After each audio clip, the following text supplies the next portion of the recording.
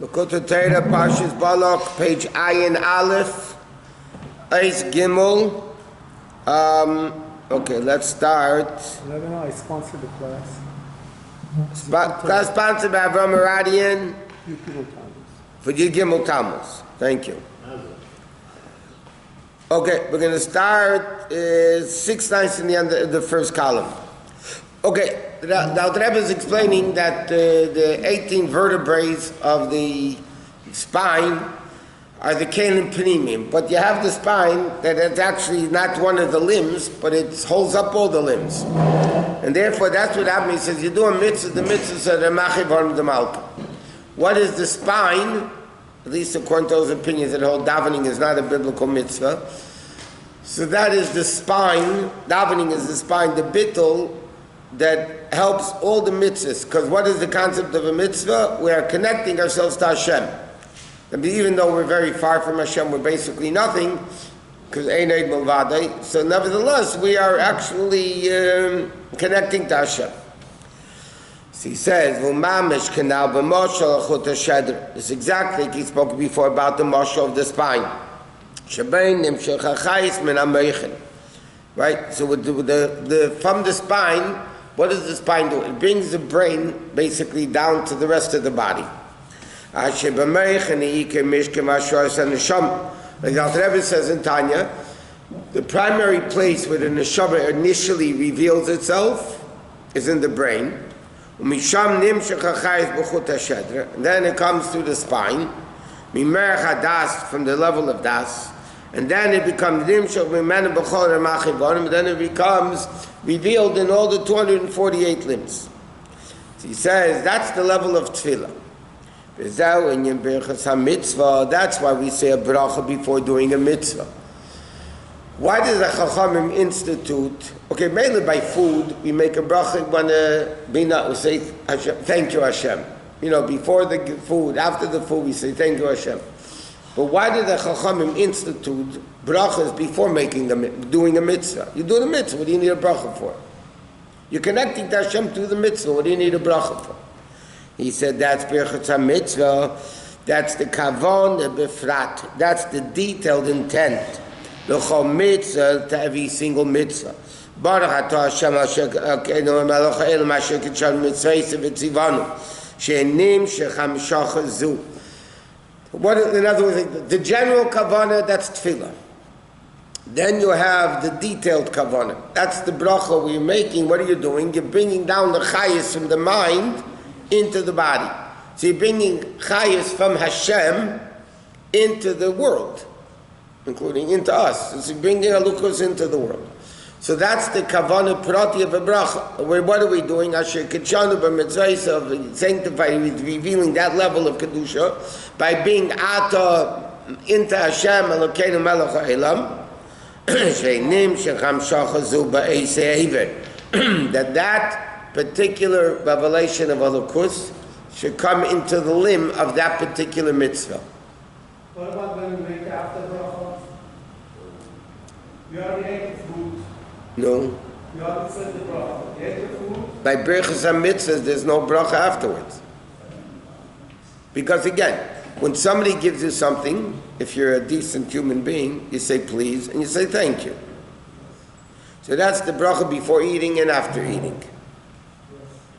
By mitzvah, you just need the hamshacha before the mitzvah. After the mitzvah, the hamshacha is done. No, but when you say the after bracha, what is the hamshacha for? You already done the act. The thanking Hashem, HaKadosh Sateiv, appreciating what Hashem does for us, which is one of the most fundamental aspects in life, that we are appreciative of what we are.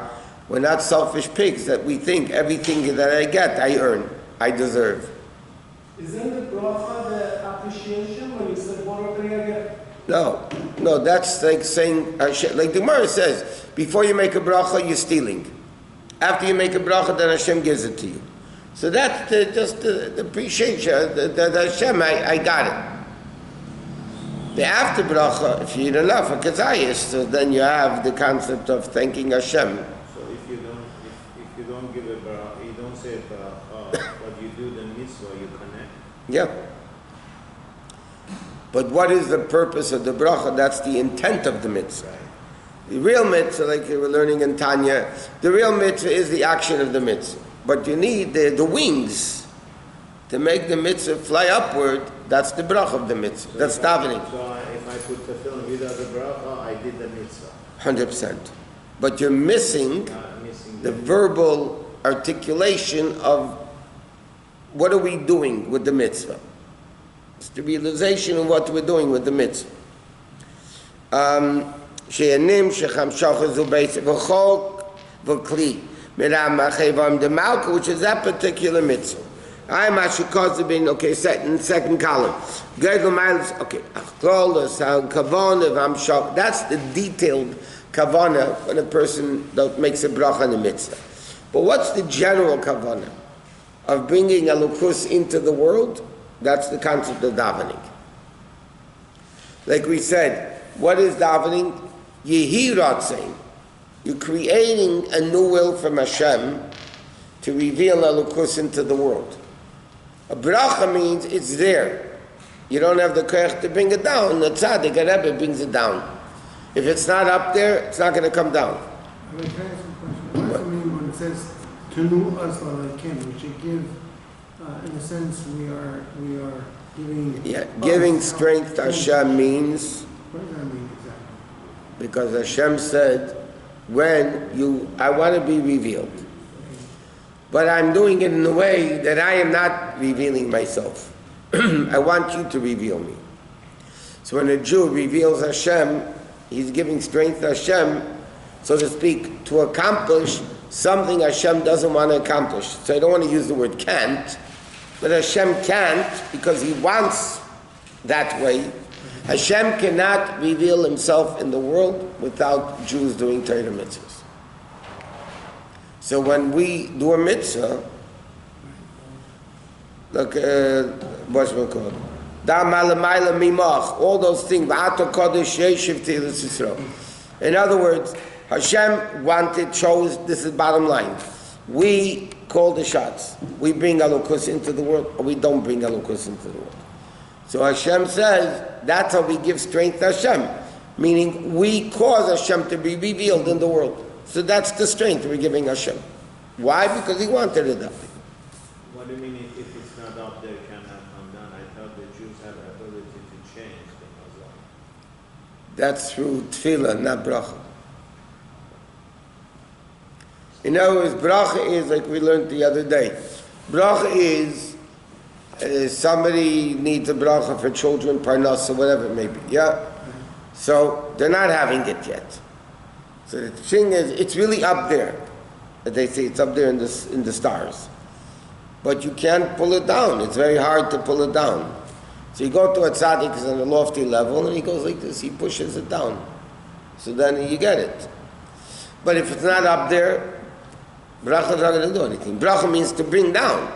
Bring down, you can only bring down something that's there. If it's not there, you can't bring it down. So what is the concept of tefillah, though? Tefillah, we say, Yehi Ratzein, may it become the will. We're creating a new will that doesn't exist there. And then, sometimes, a simple Jew could accomplish more than a tzaddik could do.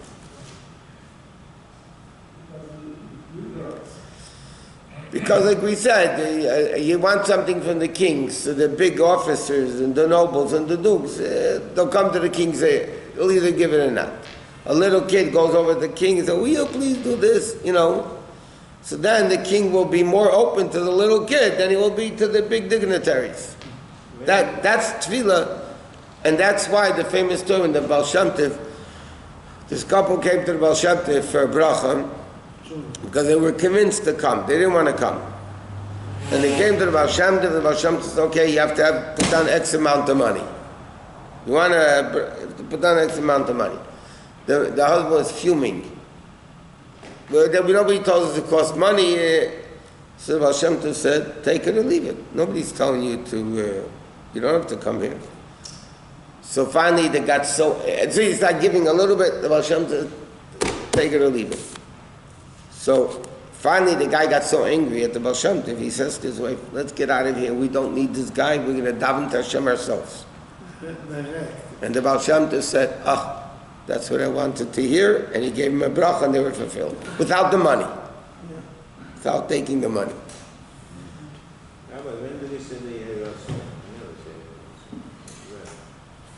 Right before davening in the morning, we say, Yirotz v'nacha shabi bana beis hamikdash b'meir v'yameinu v'seichel kein v'seir v'seichel. The whole davening is Yirotz v'nacha. That's what davening is. Yirotz nimri fi v'agin v'lefanecha. Many times in davening we say Yirotz.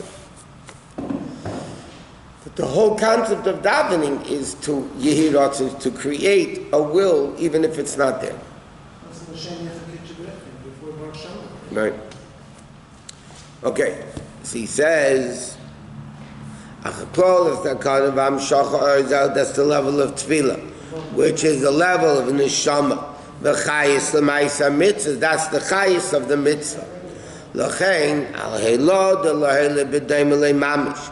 Therefore, the concept of giving birth to a child, hamshachas m'musa nefesh v'atzmusa, the essence of the nefesh, hamalubeshet b'meichim, which originates, the seed originates in the head, nimshach eidei chut hashedra dake. This we learned already in Torah. The Alter Rebbe asks a question. In order to give birth, to create seed, you have to be a cotton cannot create seed. So an adult creates seed because it comes from the meichin and the kid's mind is immature. So the Alter Rebbe, and here he says it's very big kids. In Torah, the Alter Rebbe asks a question. If that's the case, when the seed leaves the brain, so the brain should get smaller. So the Alter Rebbe says that the seed originates in the brain, and then it goes down to the lower parts of the body, through the spine. So he says like this, when it leaves the brain, it's still ruchni. When it goes into the spine, it becomes gashmi. So he says, like, the Alter Rebbe says the same thing over here. It comes, how does the sperm come into where it needs to come? That's through the spine. Huh? Yeah, that's why it's Yeshmiyai. Therefore it says in Das, with Das the Chadarim, the rooms will be full. Chadarim heima kelim. What are rooms? They're the kelim, which is Chesed Din Rachmim. Rosh Tevis Cheder. Cheder means a room. What is a room? A room is a vessel to put things into. So he said, Cheder stands for Chesed Din Rachamim, which is Chesed Gvur Teferes, which is the Gimel Kavim. The three pillars, Shem Klolis, Maisa Mitzvahs, which are generally speaking the mitzvahs. Shtosh Shleisha Dvarim Eilam Eimed, Teira Aveda Gemilas Chesed. Achein B'chinas Kelim V'Chadarim. Those are only the Kelim. The mitzvahs are the limbs, the Kelim. But how do you fill up the rooms? How do you fill up the Chadarim? That's some Shachas Erba Kelim, which is the level of Das, which is Tefillah, which is the level of davening. So in other words, how do you bring the Or into the Keli? That is the level of Das, just like the seed is created from Das in the brain and goes down the spine. The mitzvahs are the limbs, those are the Chadarim, the Chesed Din Rachamim. But how do you create the filling up those Kelim? That's the level of Das, which is Tefillah.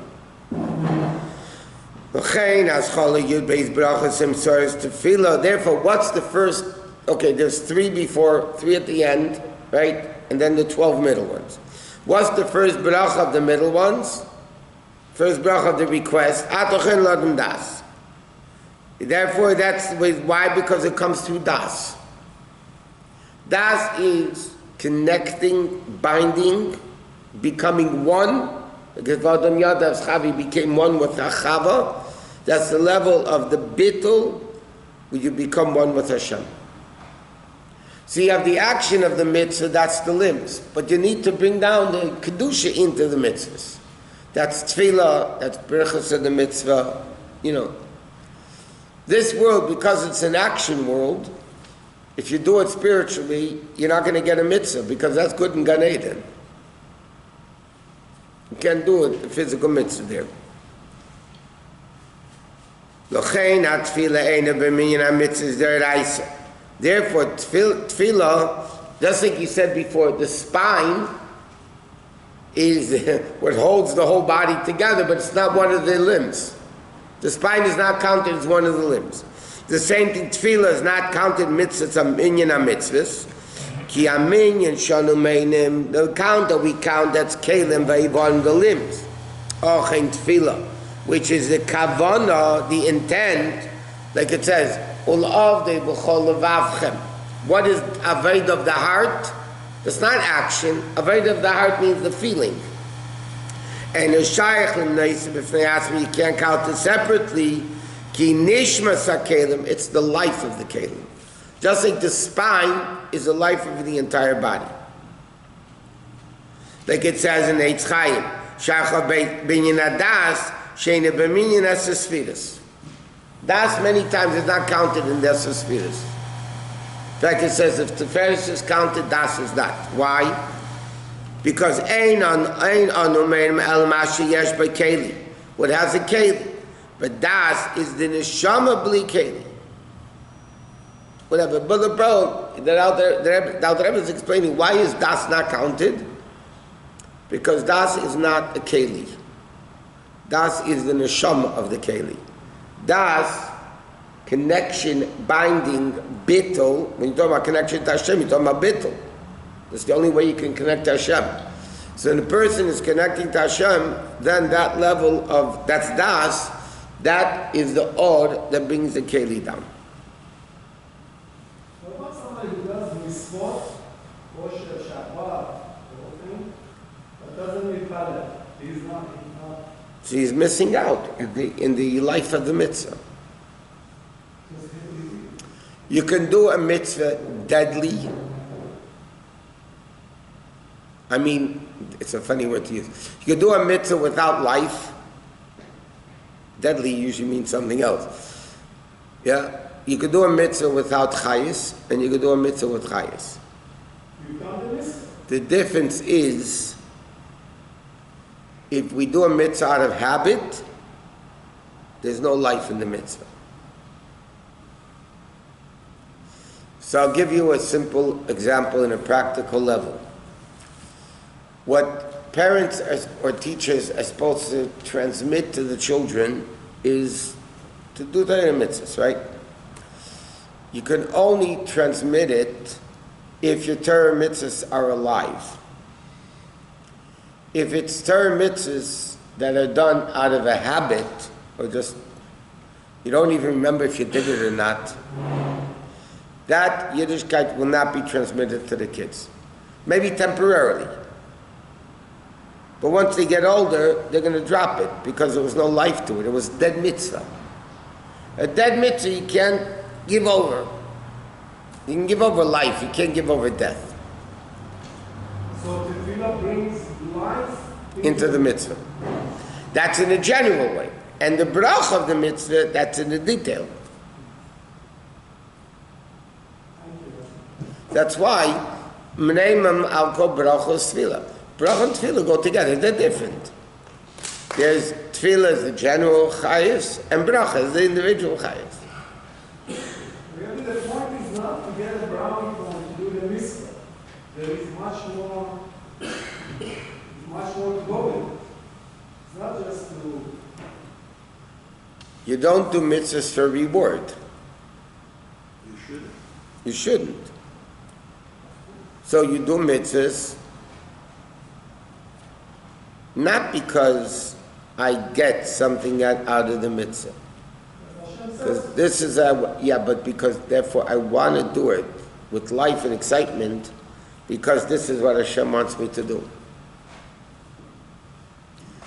The Rebbe once spoke for women. One thing women hate to do is clean. I mean, who doesn't? Yeah?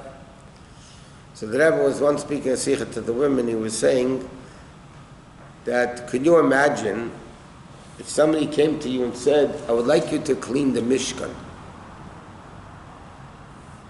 Or in present day language, Bechsidim, somebody came to you and said, somebody comes over to a woman, they say, Would you please, I would like to ask you, clean the Rebbe's room. Clean the Rebbe's room. Yeah, you'd be excited, you would do it. You'd say, what do you mean? I'm not doing you a favor, you're doing me a favor, you're allowing me to clean the Rebbe's room. Or the Beis HaMikdash, I'm doing you a favor. I mean, you're doing me a favor. Yeah? So the Rebbe explained to the women, every home is a Beis HaMikdash, a Mishkan. You have to know that when you clean a home, you're cleaning Hashem's home. You're cleaning a Beis HaMikdash, a Mishkan. Now, nobody looks at life that way. But when you do a mitzvah, that's actually what you're doing. You're connecting. You want to connect alive, you want to connect dead. No, that's the difference. The kavanah of the mitzvah is the ava and yira, that I've explained, the two wings. That's the love and the fear. That's the level of chayus that creates the life of the mitzvah, the wings that makes the bird go up. Why we say l'chaim when we do a mitzvah? Huh? Why we say l'chaim? It is. That's the bracha.